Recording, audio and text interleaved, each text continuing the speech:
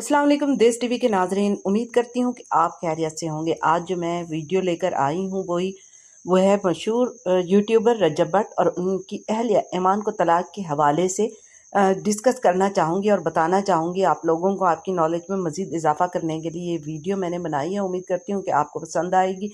अगर वीडियो पसंद आए तो लाजमी वीडियो को लाइक कर दीजिएगा और चैनल को जिन्होंने अभी तक सब्सक्राइब नहीं किया तो उनसे मेरी यही गुजारिश है कि वो चैनल को लाजमी सब्सक्राइब कर दें।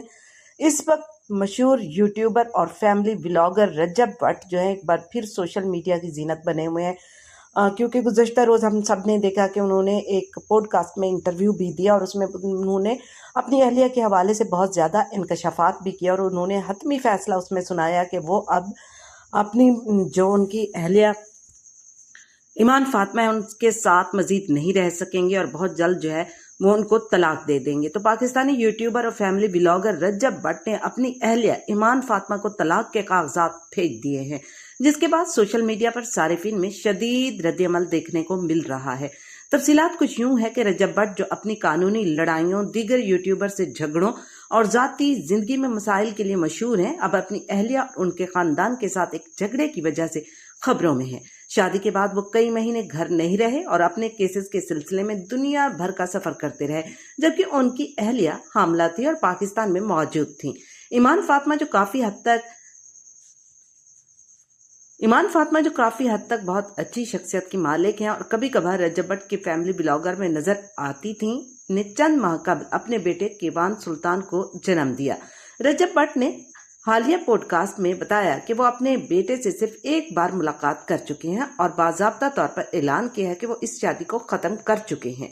ईमान फातिमा ने इंस्टाग्राम पर तलाक के कागजात शेयर करते हुए कहा कि वो इस सूरत हाल की तवक्को कर रही थी, लेकिन उनके बेटे की किसी गलती की वजह से ये सजा दी गई है।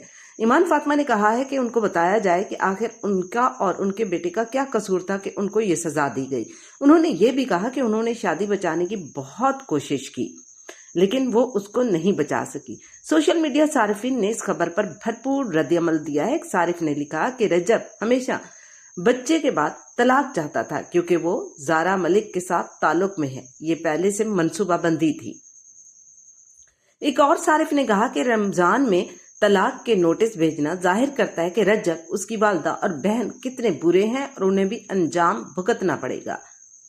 इसी तरह एक और सारिफ ने सख्त गुस्से का इजहार करते हुए लिखा कि आज से मैं रजब भट्ट को अनफॉलो करता हूँ। इसी तरह हमने देखा कि बहुत सारे जो उसके मदाह थे, जो फॉलोअर थे, उनने अनफॉलोवर्स जो है उनकी तादाद में मुसलसल इजाफा होता जा रहा है और बहुत सारे उनके जो मदाह हैं वो उनको अनफॉलो करते हुए नजर आ रहे हैं। नाजरीन, आप बताइएगा कि क्या रजब भट्ट ने ये फैसला दुरुस्त किया है? आपकी राय का कीमती जो आपकी राय होती है उसका हमें इंतजार रहेगा और कमेंट्स लाजमी किएगा कि क्या रजब भट्ट का ये फैसला दुरुस्त है।